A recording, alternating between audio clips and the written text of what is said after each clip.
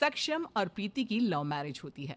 वो दोनों भी एक दूसरे से बहुत प्यार करते और घर वालों की रजामंदी से उन दोनों की शादी भी हो जाती है।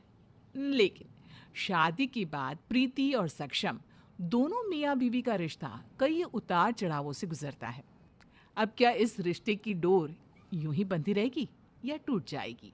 आइए देखते हैं। हाँ यार मेहिका, सक्षम से शादी करना was my dream and finally हम दोनों की शादी हो गई। लेकिन तू नहीं आई शादी में, उधर विदेश में ही डेरा जमाए बैठी है। अब क्या करूं प्रीति, तुझे तो पता ही है यहाँ के ऑफिस में एक दिन भी छुट्टी नहीं देते। यहाँ की वर्क लाइफ ना बहुत स्ट्रिक्ट है। बाय द वे, शादी के बाद की लाइफ तो और भी अमेजिंग होगी, है ना? तुम्हारे जीजू आज खास मेरे लिए 2 घंटे लाइन में खड़े होकर आलू जलेबी लाने वाले हैं। ओह सो रोमांटिक यार, really. I just hope and pray कि मुझे भी सक्षम जैसा कोई लड़का मिल जाए। सक्षम आज प्रीति के लिए 2 घंटे लंबी कतार में लगकर आलू जलेबी लाने वाला था और प्रीति भी बेसब्री से उसके आने का इंतजार कर रही थी और बार बार घड़ी के कांटे को निहार रही थी। लेकिन रात में सक्षम खाली हाथ ही घर लौटता है। तभी सास इंद्रावती और ससुर तेजेंद्र भी मौजूद होते हैं। ये क्या सक्षम, तुमने मेरे लिए आलू जलेबी नहीं लाए? सॉरी प्रीति, वो मैं भूल गया। ऑफिस में इतना प्रेशर चल रहा है आजकल कि बस दिमाग हैंग हो जाता है यार। कल कल पक्का लाऊंगा बस। नो सक्षम, मुझे अच्छी तरह से पता है कि तुमने ये सब जानबूझकर किया है। शादी से पहले तो मुझसे इतना प्यार करते थे, लेकिन जब से मैं तुम्हारी गर्लफ्रेंड से बीवी बनी हूं तुम मुझे इग्नोर करने लगे हो। प्रीति मैं कह रहा हूं ना, सच में भूल गया यार मैंने तुम्हें मैसेज भी किया था, तुमने उसे सीन करके छोड़ दिया। तुम्हें 2 घंटे चंपू लाल मिष्ठान भंडार की लाइन में खड़े रहकर पसीने बहाकर मेहनत करने में आलस आया होगा ना? हाँ, इसलिए तुम नहीं लेकर आए। शादी के पहले तो रात को खाने के बाद मेरी बिल्डिंग के नीचे 3-3 घंटों तक रुकते थे। मैं बालकनी में कब आऊं और तुम मुझे कब देखोगे इसके इंतजार में एक दूसरे की एक झलक पाने के लिए पागल होते थे हम। अरे लेकिन प्रीति बहू, सक्षम बोल रहा है ना कि ऑफिस के काम में।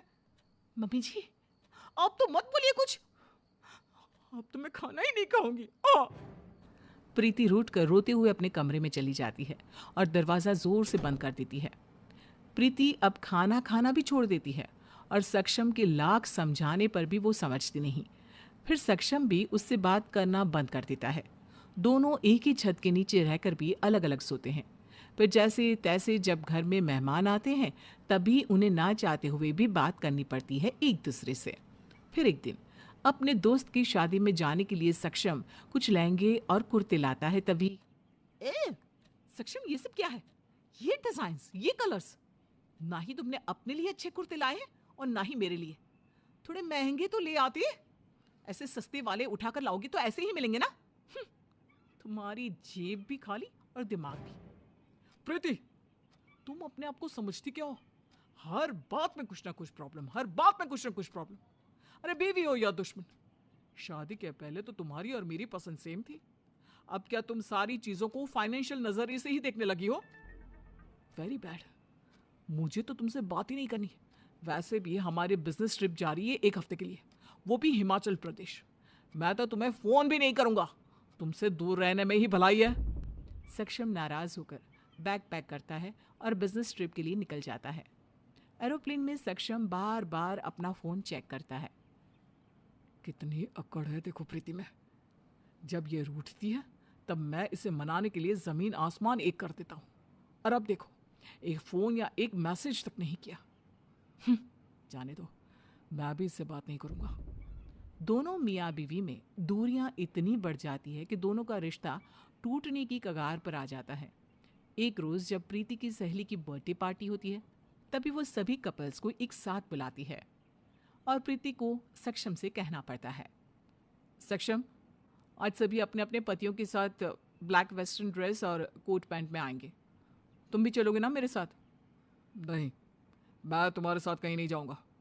वैसे तो तुम सारा वक्त मेरे साथ लड़ती झगड़ती रहती हो, और अब अपनी सहेलियों के सामने दिखावा करने के लिए मुझे शोपीस की तरह ले जाना चाहती हो। दुनिया को दिखाने के लिए कि हम कितनी हैप्पी मैरिड लाइफ जीते हैं, है ना? सक्षम चला जाता है। प्रीति उदास हो जाती है। मन ही मन सक्षम को भी बहुत बुरा लग रहा था और प्रीति को भी, लेकिन दोनों की जिद, नाराजगी और गुस्सा उनके प्यार के बीच आने लगता है। अपने बेटे और बहू को इस तरह देख इंद्रावती और तेजेंद्र घबरा जाते हैं। एक सुबह जब सक्षम और प्रीति अपने अपने कमरे के बाहर हॉल में आते हैं, तब देखते हैं कि तेजेंद्र और इंद्रावती आपस में जोर जोर से चिल्लाते हुए लड़ रहे हैं, झगड़ रहे हैं। अरे लेकिन तुम्हारी चचेरी बहन के बेटे की शादी में मैंने इतना पैसा दिया, उसका क्या? हाँ हाँ, आप तो यही बोलोगे ना, आखिर सुना ही दिया ना आपने। सुना नहीं रहा, बता रहा हूँ। तुम पूछ रही हो ना इसलिए। और वैसे भी मुझे ना तुम्हारे मायके वाले पसंद ही नहीं आते, सबके सब एक जैसे चिरकुट कहीं के। हाँ हाँ, तुम्हारे परिवार वाले तो बड़े अच्छे और दूध के धुले हैं ना। तुम्हारे पीठ पीछे तुम्हारी ही बुराई करते हैं। ऐसे लोगों से क्या वास्ता रखना, बेवकूफ पागल परिवार। इंद्रावती, तुम अब हद पार कर रही हो। हद तो क्या, मैं अब सब कुछ पार करूंगी। बस बहुत हो गया आपका तमाशा। मैंने बस एक बात क्या कह दी आपके परिवार वालों के बारे में, आप तो मुझ पर राशन पानी लेकर चढ़ गए और साथ में मेरे मायके वालों की भी इतनी बुराई कर दी। जैसे कि तुमने तो बहुत चाशनी जैसी मीठी बातें बोली है ना मेरे परिवार वालों के बारे में अभी अभी। पहले आपने कहा। नहीं, पहले तुमने कहा। अरे आपने नहीं, तुमने। बस मुझे नहीं रहना और आपके साथ एक ही छत के नीचे। जा रही हूं मैं अपने मायके, और अब तो आपके खर्राटों से भी राहत मिलेगी मुझे। हाँ हाँ, जाओ जाओ, अभी क्या अभी जाओ। अरे जा ही रही हूं। बूढ़े होने के साथ साथ पगलेट भी होते जा रहे हो दिन ब दिन। इंद्रावती अपना सूटकेस पैक करने लगती है। तभी प्रीति और सक्षम दोनों भी घबरा जाते हैं और उन्हें रोकते हैं। पापा बस कीजिए आप। माँ, आप कहीं नहीं जा रही हैं, ये सूटकेस मुझे दे दीजिए। मम्मी जी, पापा जी, ये आप दोनों क्या कर रहे हो? इतनी छोटी सी बात का इतना बड़ा बतंगड़ बना रहे हो। आप दोनों के अलग अलग विचार भी तो हो सकते हैं ना, तो इसका ये मतलब तो नहीं ना कि आप छोटी छोटी बातों पर लड़ते रहे। और आप दोनों एक दूसरे से प्यार करते हो, तो इन छोटी छोटी बातों से क्यों अपने पक्के रिश्ते को फीका करना? तभी तेजेंद्र और इंद्रावती मुस्कुराने लगते हैं और उन्हें इस तरह अचानक से मुस्कुराते देख सक्षम और प्रीति हैरान रह जाते हैं। ये आप दोनों इस तरह मुस्कुरा क्यों रहे हो? माँ पापा, आप दोनों मुस्कुरा क्यों रहे हो? हम लड़ नहीं रहे थे बच्चों, हम तो नाटक कर रहे थे और हमें इस नाटक का अच्छा नतीजा भी मिल गया। प्रीति बहू सक्षम, तुम दोनों ने जैसे हमें समझाया वैसे ही अपने रिश्तों के बारे में समझदारी से क्यों नहीं समझते? बेटा, एक शादी को चलाने के लिए दोनों तरफ का तराजू समान होना चाहिए।